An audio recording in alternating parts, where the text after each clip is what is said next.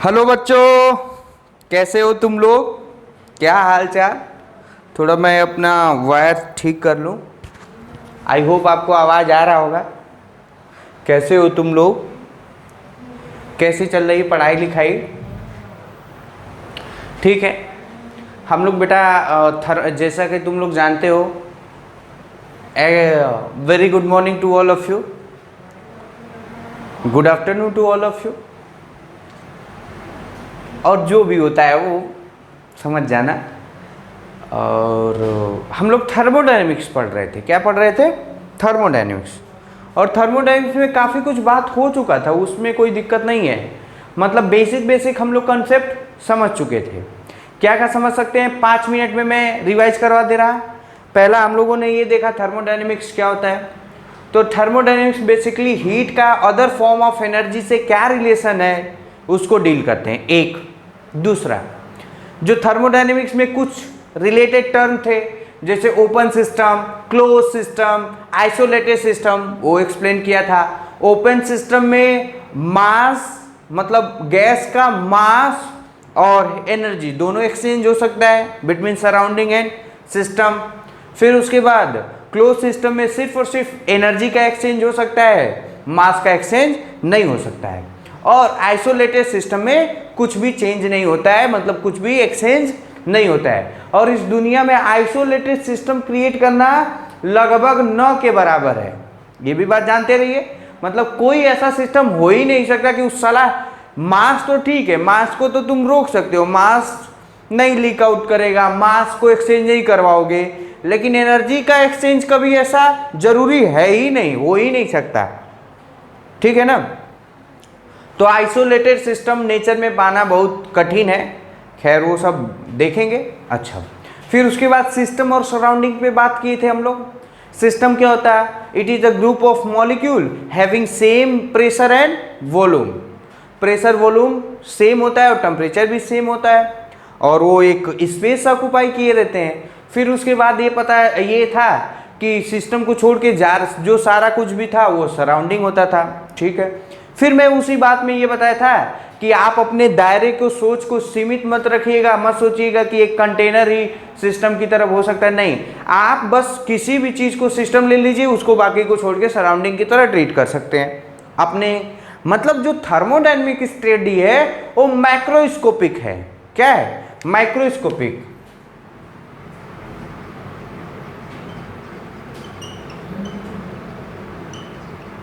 वो मैक्रोस्कोपिक है। बड़े बड़े काम इससे सीखेंगे। क्या सीखेंगे कि मतलब रियल में गैस, अगर जो हम लोग टेम्परेचर देंगे तो गैस पे क्या इफेक्ट होगा, और वो गैस इफेक्ट होगा तो क्या क्या कर सकता है, उसको बेसिकली डील करना है। और वो डील करने के लिए ही मैं तुम लोगों को कम से कम वो मतलब तुम लोगों को उसके लिए प्रिपेयर कर रहा हूं। आप यूं कह लीजिए, हम आपको कम से कम 10 से 12 क्लास इस बात के लिए प्रिपेयर करेंगे कि आप ये बात को समझने लगे कि हीट इंजन जब मैं पढ़ाने लगूं तो आपको पूरा का पूरा कंसेप्ट आ जाए। कहने का मतलब मेरा बेसिकली फोकस क्या है, फिजिक्स में क्या फोकस है कि आपको हीट इंजन बता दिया जाए, और वो भी शानदार तरीके से। हीट इंजन के कितने टाइप्स होते हैं, खैर कई टाइप के हीट इंजन होते हैं, लेकिन बेसिकली हम लोग को कार्नोट हीट इंजन पे फोकस करना है। दिमाग पे लोड और स्ट्रेस लेने की जरूरत नहीं है। क्या है Carnot heat engine, we will discuss later. And हम लोग फिर उसके बाद हम लोग बात किए थे कि स्टेट्स क्या होता है। तो किसी भी कोई भी सिस्टम का जो प्रेशर, वॉल्यूम और टेम्परेचर होता है वही स्टेट होता है। उस स्टेट को चेंज करने के लिए जो मेथड अप्लाई करते हैं वो थर्मोडायनेमिक प्रोसेस होता है। इसका मतलब ये नहीं हाउ हम लोग किसी भी सिस्टम का प्रेशर, वॉल्यूम और टेम्परेचर चेंज कर दिए तो स्टेट चेंज कर दिए। मैं ये बहुत साफ तौर पे बताया था कि स्टेट चेंज करने का मतलब सॉलिड, लिक्विड, गैस वाला यहाँ झंझट नहीं है। गैस में ही फॉर्म में रहेगा, मतलब गैस अपना स्टेट्स को चेंज नहीं करेगा, वो अपना वॉल्यूम, प्रेशर और टेम्परेचर को चेंज करेगा, तो हम लोग बोलेंगे कि उसका स्टेट चेंज हो गया। अच्छा, फिर उसके बाद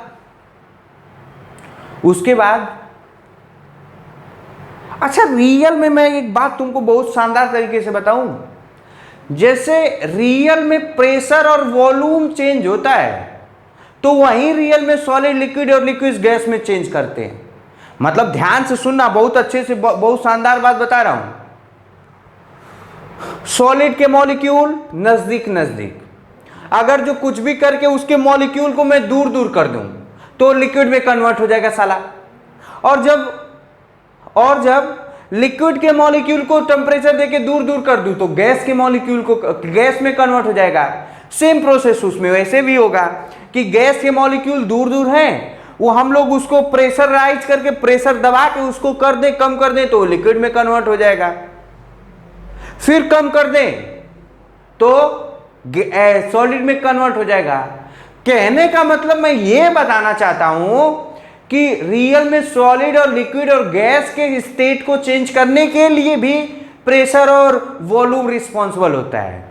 इसमें भी प्रेशर और वॉल्यूम ही रिस्पॉन्सिबल है, लेकिन गैस का हम लोग प्रेशर चेंज तो करेंगे, गैस का हम लोग वॉल्यूम तो चेंज करेंगे, लेकिन इतना नहीं चेंज करेंगे कि वो साला लिक्विड में कन्वर्ट हो जाए। ऐसा नहीं करेंगे, हम लोग एक लिमिट तक कर सकते हैं। यही बहुत बढ़िया बात है थर्मोडायनेमिक्स में, किसी भी गैस के सैंपल का वॉल्यूम प्रेशर जो होता है वो एक लिमिट होता है, उससे ज्यादा लिमिट में आप काम कर देंगे तो वो लिक्विड में चेंज हो जाएगा। तो अपने को पूरा का पूरा फोकस गैस के सैंपल पे करना है, ये नहीं कि तुम साला गैस को ही चेंज कर दो लिक्विड में और फिर कहो सर स्टेट चेंज हो गया। No, what I just want to say you, of course it is right to change the state of matter, we require volume and pressure। Volume gas का या किसी सैंपल का, सॉलिड का volume change होता है तो लिक्विड में होता है, और लिक्विड का वॉल्यूम चेंज होता है तो गैस में होता है। ये भी एक हद तक सही है, लेकिन जब हम लोग थर्मोडायनेमिक लेवल पे बात करेंगे, बेसिकली थर्मोडायनेमिक चैप्टर में हम लोग करेंगे तो चेंज प्रेशर, वॉल्यूम और टेम्परेचर ही, लेकिन इतना चेंज नहीं करेंगे कि वो गैस लिक्विड में चेंज होगा। Got my point? ओके, तो पहली बात तो यही ध्यान रखना था। Yes of course, to change the states of matter, लिख नोट में लिख, to change the states of matter, to change the states of matter, bracket में लिख लो, सॉलिड से लिक्विड, लिक्विड से gas. We also require to change the pressure, volume and temperature, but especially in thermodynamic chapter, we change the pressure, volume and temperature of the gas over a limit range, due to which the gas does not able to change into another form of state, bracket में लिख लो liquid या solid. Got my point? तो ये बात को समझते रहिएगा कि मतलब जैसे मैं पूछूंगा to change the states of matter what we require, तो बच्चे क्या डाउट, वो क्या समझते हैं ये मैं समझता हूं, बताता हूं। किसी भी मैटर का स्टेट को चेंज करने के दो तरीके हैं, तुम लोग एक ही तरीका जानते होगे। सॉलिड को लिक्विड में चेंज करो, सॉलिड को लिक्विड में कर दो, सॉलिड को लिक्विड में करना है तो टेम्परेचर हीट कर दो, फिर लिक्विड को गैस में करना है तो हीट कर दो। एक और तरीका है बाय अप्लाइंग द प्रेशर, मतलब ध्यान से सुन, गैस के सैंपल हैं, गैस के सैंपल से हीट एनर्जी को निकाल लो। पहला तरीका बता रहा हूं, गैस का सैंपल है और हीट एनर्जी को निकाल लो, तो हीट एनर्जी को निकाल लोगे तो मतलब क्या उसके गैस के मॉलिक्यूल पास आ जाएंगे, और पास आ जाएंगे तो गैस कन्वर्टेड इनटू लिक्विड। फिर उसमें हीट निकाल दो, कूलिंग का प्रोसेस है बाबू, कूल करने का, फ्रिज में जो कूल करते हैं। हाँ, लिक्विड को कूल करो, किस में चेंज हो जाएगा? सॉलिड में। ये तो प्रोसेस हो गया, ये हीट एनर्जी पे इन्वॉल्व हुआ। दूसरा तरीका, गैस के मॉलिक्यूल यहां है, इसको दबा दो, प्रेशर लगा के दबा दो, और जब प्रेशर दबा दोगे तो वो जबरदस्ती करने वाला, मतलब वो पास आ जाएंगे, लिक्विड हो जाएगा। फिर प्रेशर लगा के दबा दो, फिर किस में आ जाएगा? सॉलिड में आएगा। तो मैं ये बात लिखवा दूं, पता नहीं आपको मालूम है कि नहीं, to change the states of matter there are two method. पहला by changing temperature और दूसरा by applying pressure.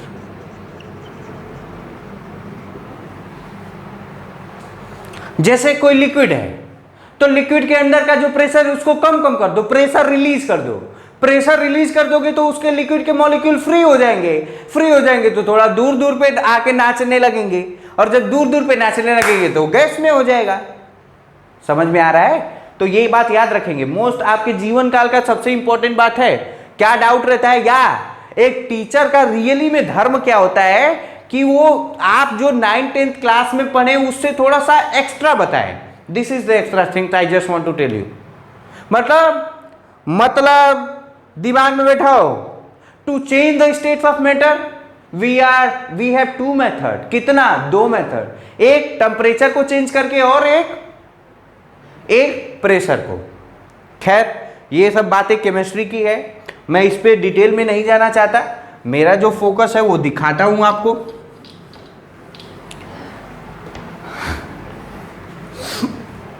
देखना, तो हम लोगों ने रिवाइज कर रहे थे, फिर उसके बाद थर्मल इक्विलिब्रियम बताया था।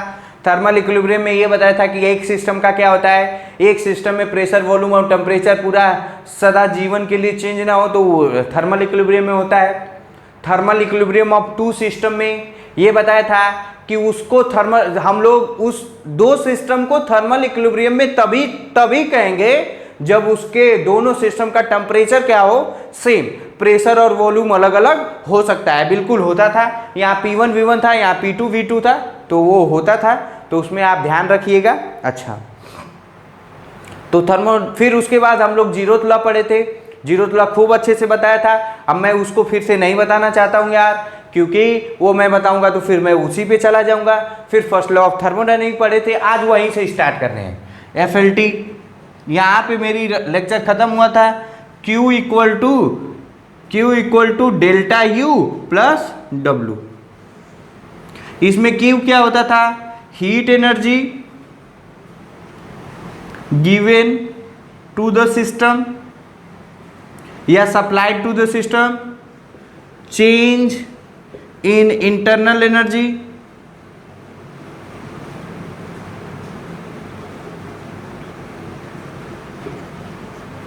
थोड़ा सा मैं यहां पे लिखता भी जा रहा हूं, ये होता है NCV डेल्टा T। और ये heat energy Q equal to, जैसा कि तुम लोग जानते हो, MC delta T, NC delta T। क्या होता है देखेंगे, वर्क डन जो W होता है वो PdV, integration of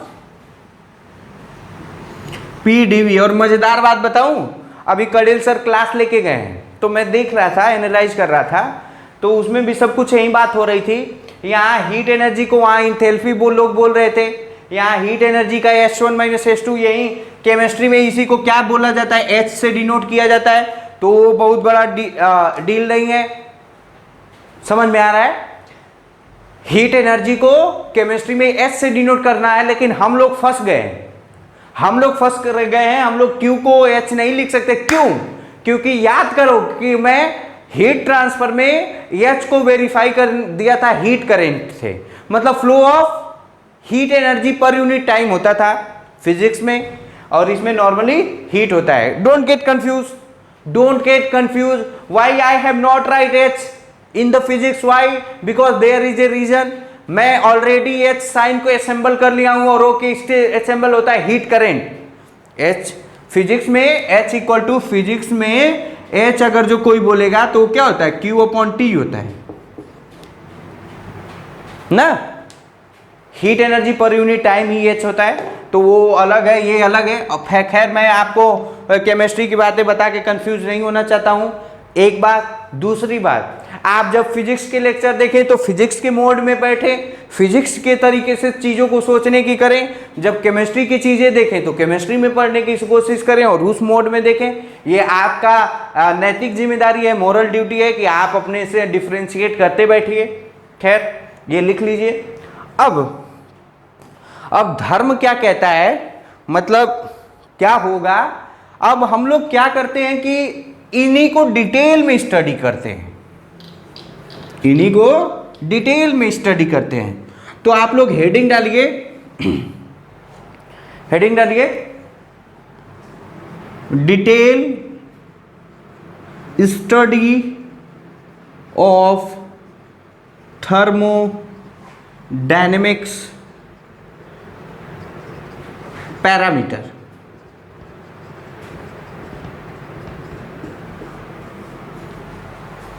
thermodynamic parameter.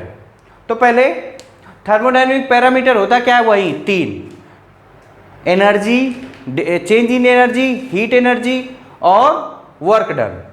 ठीक है, लिखो, there are 3 thermodynamic parameter, there are 3 thermodynamic parameter associate with any thermodynamic process, associate in any thermodynamic process।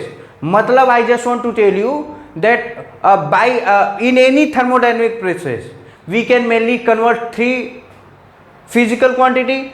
One is heat, one is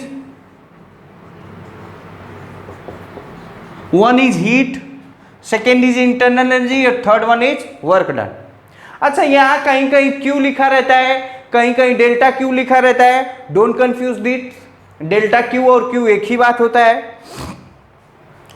बस delta Q मतलब amount of heat energy given to the system ना, और ये इसका भी मतलब वही amount of heat energy given to the system.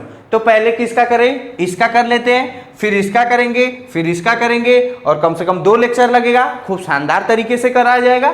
तो आप लोग हेडिंग डालिए हीट एनर्जी। क्या डालिए, हीट एनर्जी।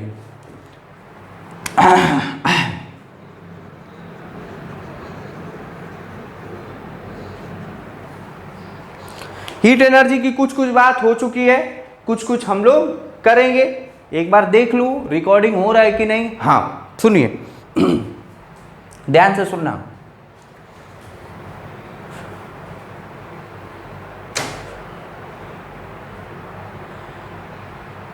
सिस्टम, और अच्छा एक और बात ध्यान से सुनना तुम लोग, ये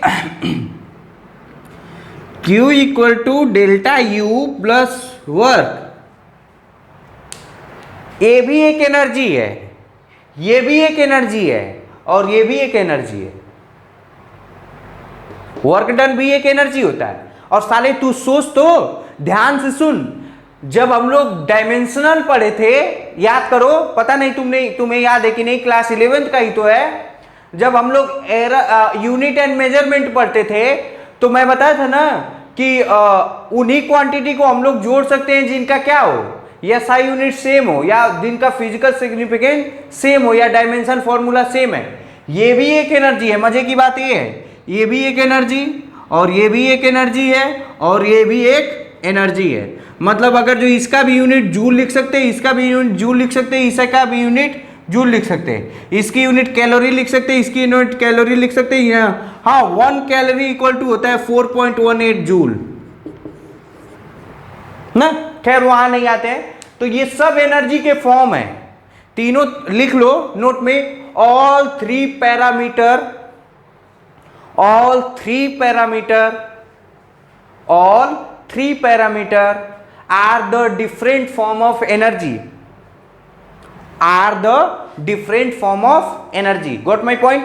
All 3 parameter are the different form of energy। मतलब ये सब एनर्जी का। और देखो कहीं थर्मोडायनेमिक की बातें सच हो रही कि नहीं। मैं क्या बताया था, thermodynamic is the study that how the heat energy related to the other form of energy. This is the relation. Heat energy internal energy से कैसे रिलेटेड है, वर्क डन से कैसे रिलेटेड है। और बेसिकली कम से कम 10 क्लास में या 11 क्लास, जो जितना भी क्लास चले, उसमें फर्स्ट लॉ ऑफ थर्मोडायनेमिक के बारे में ही बात होगी, सेकेंड लॉ ऑफ थर्मोडायनेमिक तो एक क्लास में हो जाएगा, और वो कुछ बात नहीं करता। सेकेंड लॉ ऑफ थर्मोडायनेमिक संभावनाओं की बात करता है कि क्या पॉसिबिलिटी हो सकती है। मजे वाली बात बता दूं, एक लाइन में तुम बता सकते हो, according to second law of thermodynamic heat can not flow from lower temperature to higher temperature. बस यही है। अब इसी को देखेंगे डिटेल में। मतलब सेकेंड लॉ थर्मोडायनेमिक क्या कहता है कि हीट लोअर टेम्परेचर से हाइयर टेम्परेचर नहीं हो सकता। तो ये कौन सा बड़ा बात बता दिए, लेकिन ये बड़ा बात है। उस जमाने में ये बहुत बड़ी बात होती थी ना, उसका प्रूफ भी देखेंगे। जैसे अगर जो मैं बोलूं कि झरने से पानी गिर रहा है, तो मैं ये बोल दूं कि पानी ऊपर से नीचे तो आ सकता है, लेकिन नीचे से ऊपर नहीं आ सकता है। बोलने में तो बोल दिए, बोलने में फटाक से मुंह खोल दिए, लेकिन उसका रीजन बताओ। भाई साहब अगर जो फिजिक्स ना पढ़ा रहे ना तो दिमाग खराब हो जाएगा आदमी का, बता ही नहीं पाता। तुम किसी नॉर्मल इंसान को पूछ के देखना कि क्या कि अरे झरने से जो होता है वो पानी फाउंटेन से पानी ऊपर से नीचे आता है, या झरने से ऊपर से नीचे आता है, नीचे से ऊपर क्यों नहीं जाता है। अब उस नहीं कह देना साला मोटर तो लगाते, वैसा कुछ नहीं, नेचुरल झरना बोल रहे हैं ना, तो उससे आता है। तो पूछोगे क्यों, तो कहेगा अबे पगला गए हो क्या, मिर्जापुर का डायलॉग, अबे पगला गए हो क्या। ऐसा कभी होता है तो होता है, मुझे क्या मालूम, but it is the only physics teacher who can explain briefly by which you are able to understand ना। तो हम लोग हीट एनर्जी के बारे में पढ़ते हैं। हीट एनर्जी, पहली बात लिख दूं बहुत अच्छे से, it is denoted by Q।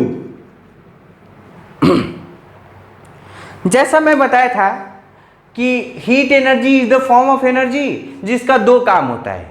कोई अगर जो पूछे what is heat energy, heat energy is the form of energy जिसके दो जॉब होते हैं। पहला to change the states of matter, to change the temperature of the body. तो लिख लो, हालांकि मैं ऑलरेडी डिस्कस करवा चुका हूं, तो लिख लो heat energy is the form of energy which have two job. या अगर जो लिखना, अगर जो तुम लिखोगे ऑलरेडी लिख दिया है तो वो जो तो जरूरी नहीं है, ऑलरेडी पता है तब सही है। Heat energy is the form of energy which have two job. पहला to change the temperature of the body, और दूसरा to change the states of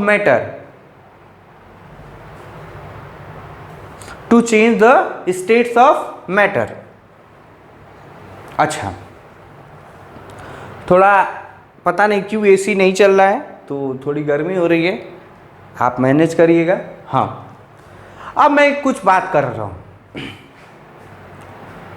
system और सराउंडिंग के बीच में जो एनर्जी का एक्सचेंज है, हीट एनर्जी नहीं बोला हूं, एनर्जी, सिस्टम और सराउंडिंग के बीच में जो एनर्जी का एक्सचेंज है वो दो तरीके से हो सकता है। कितने तरीके से? दो मेथड से।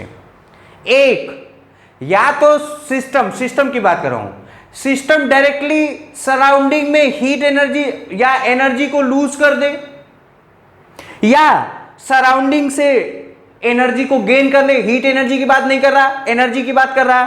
Focus on my word. मैं क्या बोला कि सिस्टम और सराउंडिंग के बीच में एनर्जी का एक्सचेंज होना है तो दो तरीका है। एक तरीका क्या है कि या तो एनर्जी दे सिस्टम सराउंडिंग को दे दे, या सराउंडिंग से ले ले, एक तरीका। दूसरा ये तरीका है कि वो सिस्टम पे वर्क कर दे, या सिस्टम पे सराउंडिंग वर्क कर दे, या सिस्टम जो है सराउंडिंग पे वर्क कर दे। दो तरीका है ना। किसी का कोई तुम्हारे लिए काम कर रहा है, उसके एहसान चुकाने के दो तरीके हैं। एहसान चुकाने के दो तरीके, या तो जो उसने काम किया उसके एवज में उसको पैसा दे दो, या उसका कोई दूसरा काम है या उसके लिए तुम उसका कोई काम है वो कर दो, दो तरीका। इसी तरह टू लिखो लिखो to exchange the energy between system and surrounding there are two possible method. One लिखो, बाय लूजिंग और गेनिंग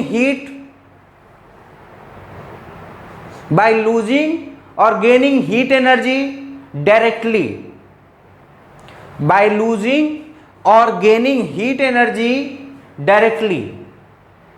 मैं सिस्टम को फोकस करके करूंगा, सराउंडिंग को नहीं, ठीक है ना। दूसरा, बाय डूइंग वर्क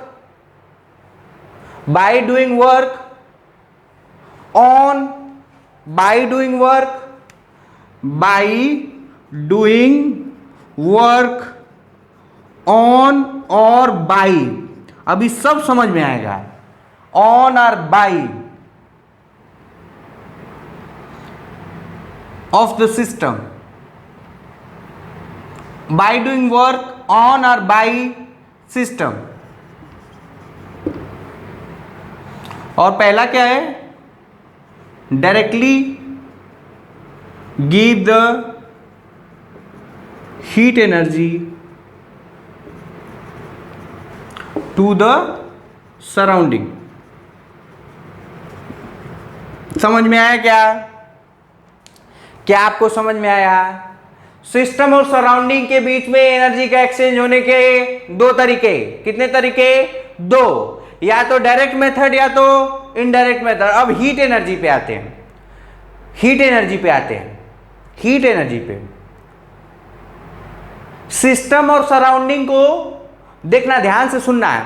सपोज ध्यान से सुनो, ये हाथ है, हाथ मेरा सिस्टम है और मुझे हीट एनर्जी चाहिए, this hand is I will treated as a system and इसको चाहिए हीट एनर्जी। इसको हीट एनर्जी लेने के दो तरीके, देखना ध्यान से।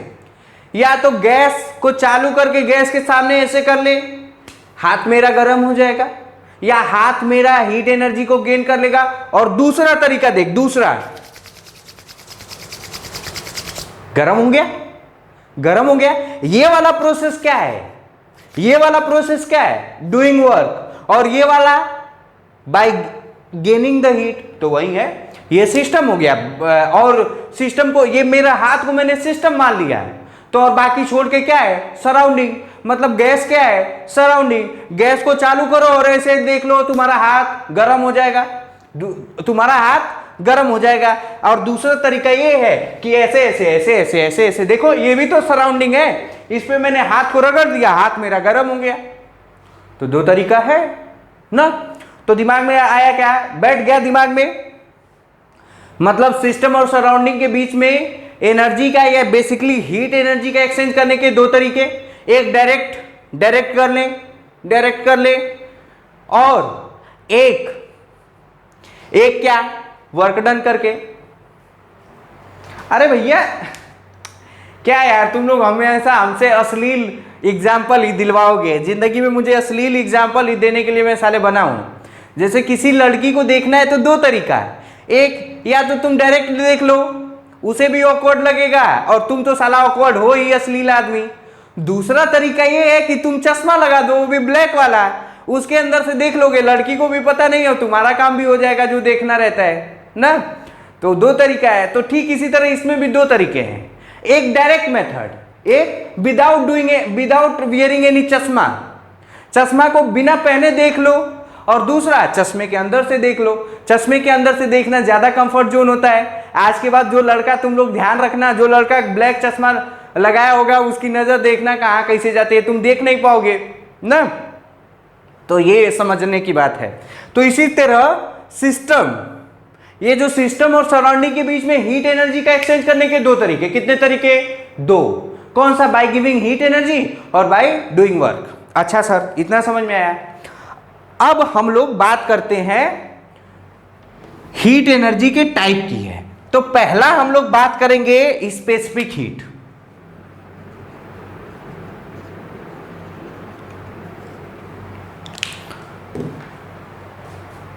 लिख दें, पहले प्रिकॉशन में मैं लिख ही दूं, ऑलरेडी डिस्कस।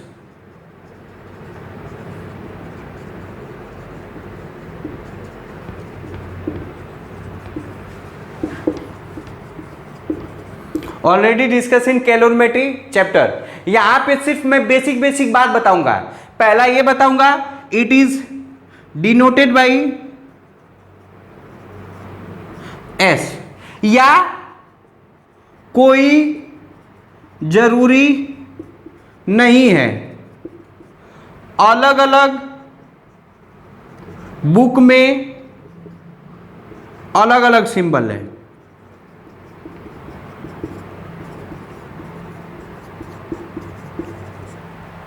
पहला तो ये। दूसरा, वहां पे मैं स्पेसिफिक हीट बोला था, आज मैं इसका दूसरा नाम बता रहा हूं। इसको ग्राम स्पेसिफिक हीट भी बोलता है या किलोग्राम स्पेसिफिक हीट बोलता है। सर आप इतना स्ट्रेस देके क्यों बता रहे हैं? क्योंकि एक बार 2018 में ना मेंस वालों ने, जेई मेंस वालों ने चमत्कार कर दिया था। और वो चमत्कार क्या किया था आगे मैं पढ़ाऊंगा। वो पूछे थे इससे टॉपिक और वो बच्चे कुछ और समझ आके कुछ और करके आए थे, और बच्चों उसमें ऑप्शन भी वही था।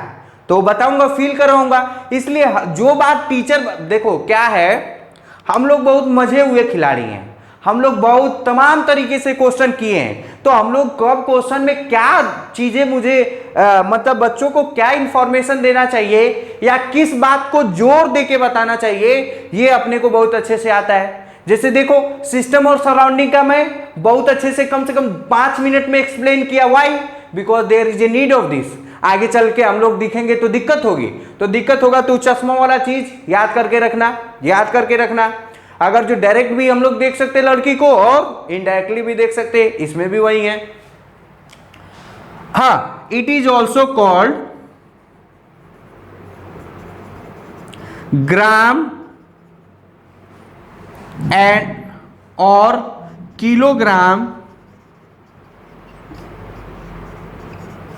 Specific heat.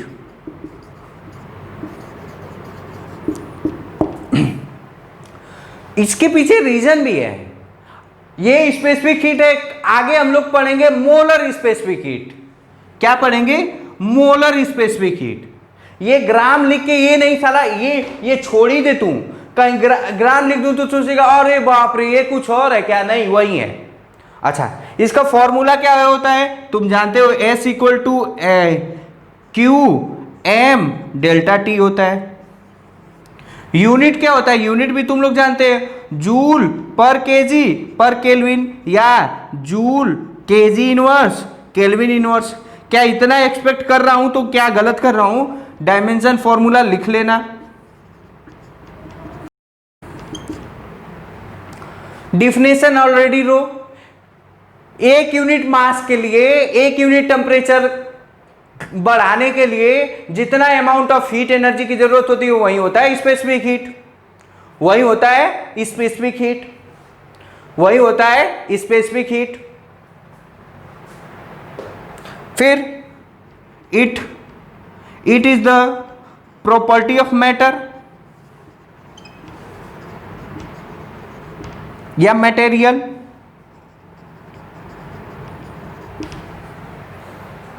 It is the property of material. समझ में आया? पहली बात क्या याद रखना है? ये एस से डिनोट हो बिल्कुल भी जरूरी नहीं है, कहीं कहीं अलग बुक में अलग अलग दिया है। बस आपको दिमाग में रखना है, डिफिनीशन याद रखना है, फॉर्मूला याद रखना है। ये मास की जगह एम डैश कर देगा तो क्या आपको दिक्कत होना चाहिए था? बिल्कुल नहीं। सिंबल में आप हमेशा नोट में ऊपर लिख लीजिए, सिंबल पे मत जाइए, सिंबल पे मत जाइए ना। अच्छा, it is the property of material, मतलब मटेरियल चेंज हो जाएगा तो स्पेसिफिक हीट चेंज हो जाएगा। अच्छा, और बताता हूं, एक और अच्छी बात याद आई थी यार, पता नहीं मैं भूल गया। It is the property of material हो गया ना। डिफिनीशन लिख लेना तुम लोग।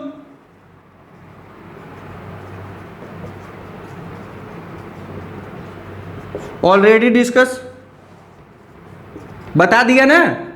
1 ग्राम या 1 केजी, 1 ग्राम या 1 केजी सब्सटेंस के को 1 डिग्री टेम्परेचर या 1 यूनिट टेम्परेचर चेंज करने के लिए या रेज करने के लिए जितना अमाउंट ऑफ हीट एनर्जी लगता है वही होता है मोलर ग्राम स्पेसिफिक हीट या नॉर्मली स्पेसिफिक हीट। एक बात और, it is generally found in solid and liquid 99%। 99%। Sir तो ये सब पढ़ा के क्यों फालतू का वेस्ट कर रहे हैं? नहीं, अभी मैं आता हूं, अभी मैं अपने बात पे आता हूं। देखो, जो चीज मैं दोबारा पढ़ा रहा हूं तो वो इसका वो मतलब है। पहली बात, क्या मैं उस क्लास में ये बताया था कि 1 ग्राम स्पेसिफिक हीट या किलोग्राम स्पेसिफिक हीट होता है? बिल्कुल नहीं, तो नहीं बताया था, तो आज बता रहा। अच्छा, कब क्या, देखो किस टॉपिक को कब कितना बताना है ये टीचर को एक आना चाहिए। अब पता चले साले heat energy molar specific heat वहां डिस्कस करूं यहां करूं, कोई मतलब नहीं है। इंटरनल एनर्जी यहाँ पे भी पढ़ेंगे, लेकिन देखना यहाँ के इंटरनल एनर्जी पढ़ने का तरीका और वहां के इंटरनल एनर्जी का होता तो सेम है, लेकिन यहाँ डिटेल में डिस्कशन करेंगे। यही हीट एनर्जी में आता है molar specific heat.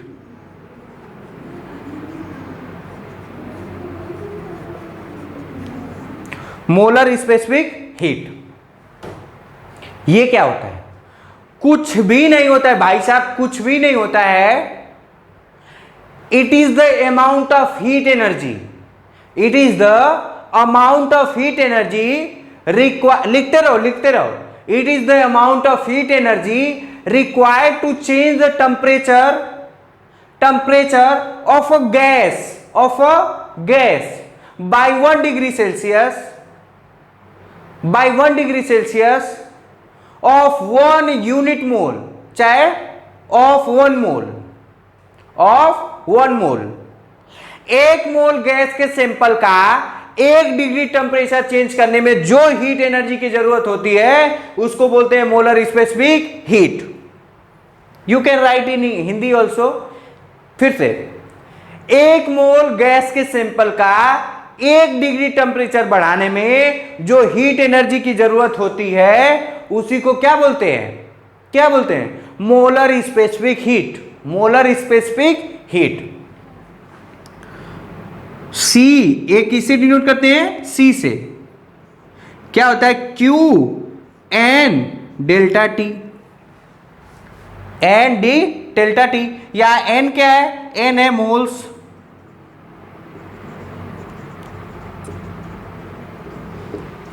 Delta T क्या है? Change in temperature. और Q क्या है? Amount of heat energy.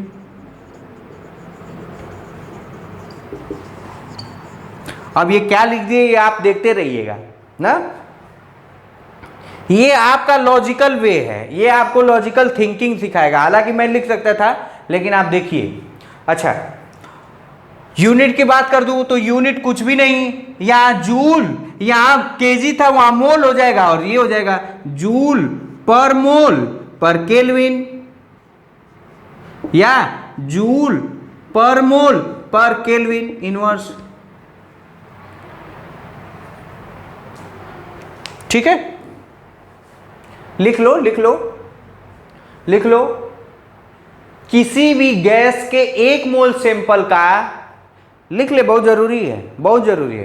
किसी भी गैस के 1 मोल सैंपल का 1 यूनिट टेम्परेचर चेंज करने में जो हीट एनर्जी का रिक्वायरमेंट होता है, जो जरूरत होती है, उसी को बोलते हैं molar specific heat. It is denoted by C. Okay? It is denoted by C. अच्छा, इसका यूनिट याद रखेंगे। डायमेंशन फॉर्मूला आप लिख लीजिएगा।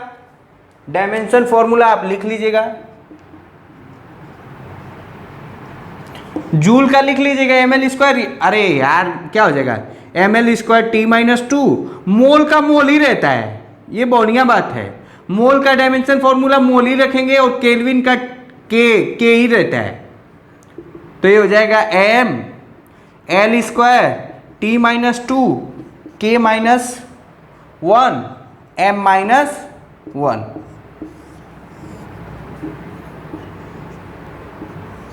याद भी रखेंगे, कभी कभी छोटे मोटे एग्जाम में पूछ देता है कि ये याद रखेंगे, पूछता है एग्जाम में आता है।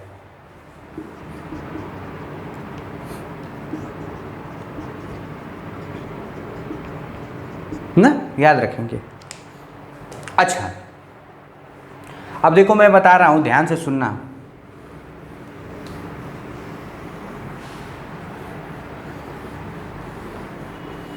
उसमें और इसमें क्या अंतर है वो देखना ध्यान से।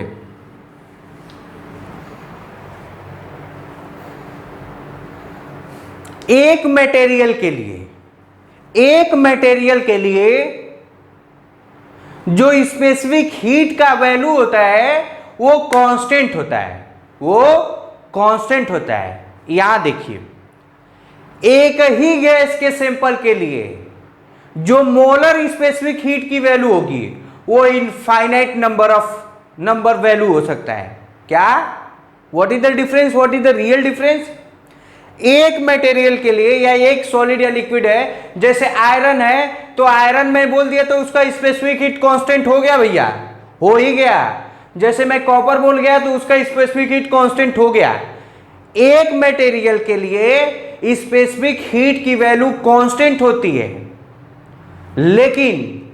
लेकिन जो एक ही गैस के सैंपल के लिए molar specific heat infinite number पे हो सकता है। कितना?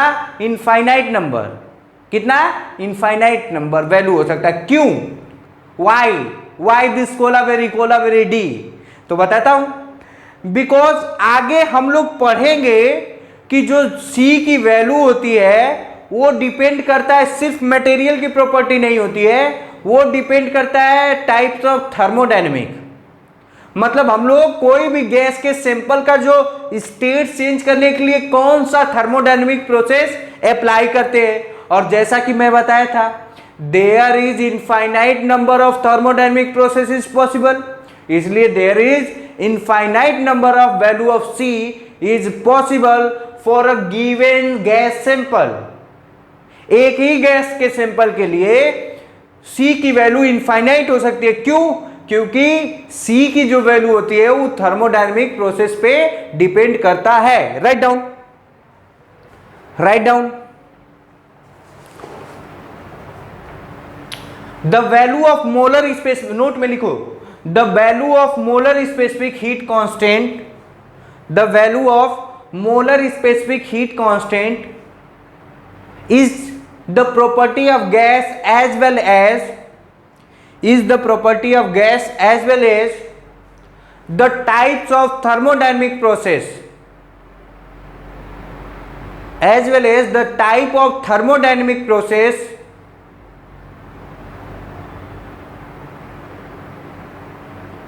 which we apply on the gas system, which we apply on the gas system. Line छोड़ के लिखो, since there is a infinite number of thermodynamic possible, there is infinite number of thermodynamic processes possible, hence for a given gas sample infinite value of C is possible.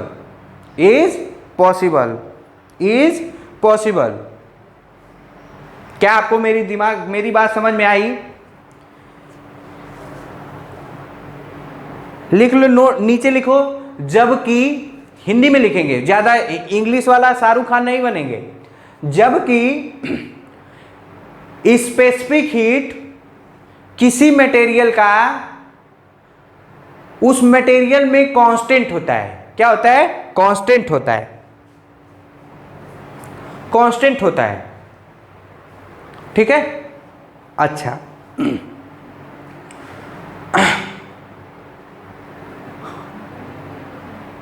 समझ में आया? दिमाग में आया? अच्छा, इसका मतलब कि क्या, इसका मतलब कि थर्मोडायनेमिक प्रोसेस पे डिपेंड करता है। इसका मतलब वो टेम्परेचर पे भी डिपेंड करेगा। किस पे डिपेंड करेगा? टेम्परेचर पे भी डिपेंड करेगा, क्योंकि याद रखो, एक मैं प्रोसेस आपको बताया आइसोथर्मल में टेम्परेचर क्या हो जाएगा? कांस्टेंट, वो भी एक प्रोसेस है। तो इसका मतलब क्या डिफरेंस लिखाना है? The value of specific, write down the value of specific heat, the value of specific heat is constant for a given range of temperature, but the value of molar specific heat is may or may not be constant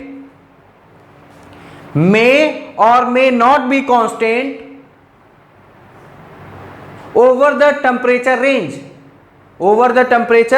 range, लिखो, नीचे लिखो, its value मतलब molar specific heat value can be depend on the pressure volume of the gas also.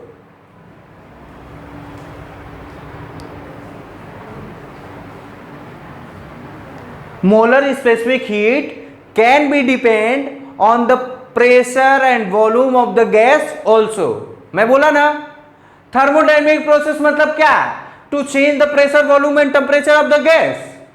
इसीलिए thermodynamic, आप कभी किसी gas का pressure, एक ही सेम गैस है, उसका प्रेशर वॉल्यूम अलग, सी की वैल्यू अलग, प्रेशर वैल्यू अलग, सी की वैल्यू अलग, समझ में आ रहा है?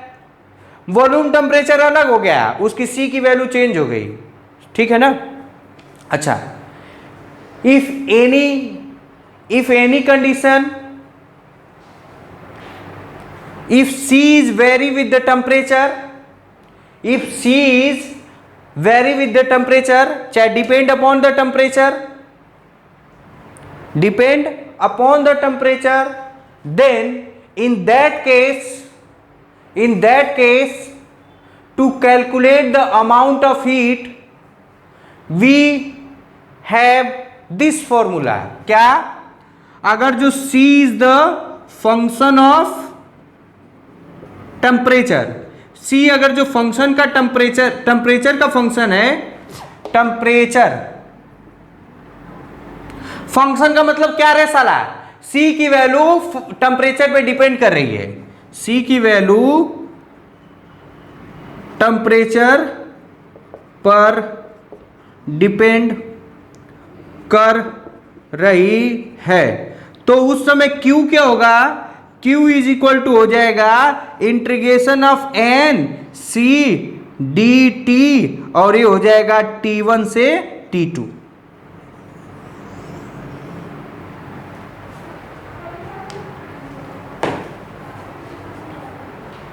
where C is variable. और तुमको बताया था ये C वेरिएबल है तो ये इंटीग्रेशन से बाहर नहीं निकलेगा, याद है ना?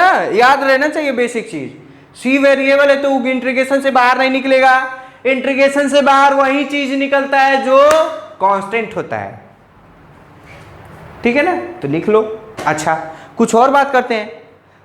जैसा कि मैं बताया कि infinite number of possible wave हो सकता है, एक ही गिवन गैस के सैंपल के लिए C की वैल्यू इनफाइनाइट हो सकता है। तो क्या सर मैं इनफाइनाइट पढ़ूं? अब मैं यही पढ़ूंगा तो फिर मेरी पूरी जिंदगी बीत नहीं जाएगी। तो बेटा हम लोग के कोर्स में सिर्फ 2 पढ़ना है। क्या?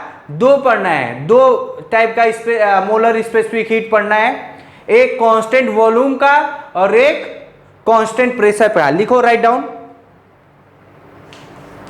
लिखो।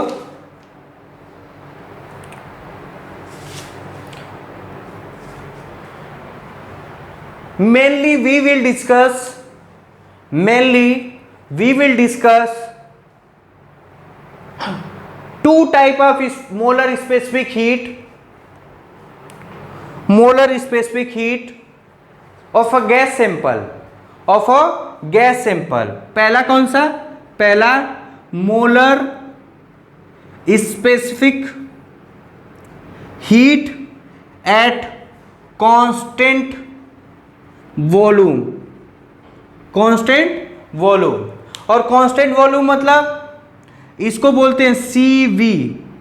क्या बोलते हैं, थोड़ा और अच्छे से लिख दूं, CV। ये क्या होता है, N Q equal to N delta T, या QV is equal to N CV delta T। याद रखेंगे, एक मोल गैस के सैंपल का 1 यूनिट टेम्परेचर चेंज करने के लिए वॉल्यूम को कांस्टेंट रख के जो हीट एनर्जी की जरूरत होती है वही होता है molar specific heat at constant volume. लिखो, it is the amount of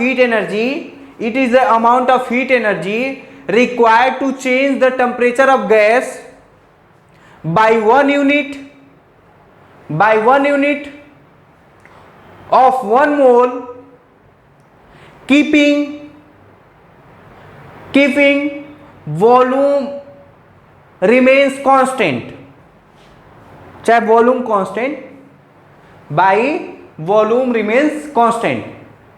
got my point. एक मोल गैस के सैंपल का 1 डिग्री टेम्परेचर बढ़ाने के लिए जो हीट एनर्जी की जरूरत होगी उस गैस के सैंपल का क्या रखना है, वॉल्यूम। क्या रखना है, वॉल्यूम। आई थिंक आपको क्लियर हो रहा होगा। क्लियर नहीं होगा तो डाउट के पूछिएगा, आप फोन कर सकते हैं। आप फोन नहीं करते तो मैं मान के चलता हूं कि आपको सारा कुछ आ रहा होगा। अगर जो फिर भी नहीं आ रहा है तो आपकी दिक्कत है, आप लिखिए, आप समझिए ना। तो CV क्या होता है, molar specific heat at constant volume, molar specific heat at constant volume. CV equal to QN delta T, QV equal to NCV delta T। दूसरा होता है molar specific heat at constant pressure. इसको कैसे denote करते हैं, CP। कैसे denote करते हैं, CP। ध्यान से सुनना। तो ये क्या हो जाएगा, CP इक्वल टू, ये ऐसे CP equal to QP N delta T, या QP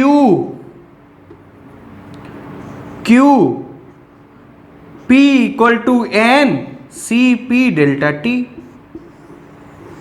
नहीं लिखवा रहा है वो लिख लेना तुम लोग अपने से। एक मोल गैस सैंपल का 1 डिग्री टेम्परेचर चेंज करने के लिए बाय कीपिंग प्रेशर कांस्टेंट जो हीट एनर्जी का रिक्वायरमेंट होता है वही होता है CP। Write down, write down, write down.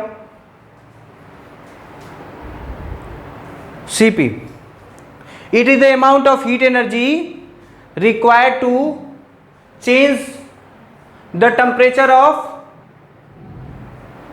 1 mole of gas by 1 unit या 1 degree Celsius keeping pressure is constant. I think video का लेंथ बहुत ज्यादा हो गया, 53 मिनट का। नेक्स्ट लेक्चर में हम लोग इससे और रिलेटेड बात करेंगे। तब तक के लिए आप लोग पढ़ाई करते रहिए। Thank you very much.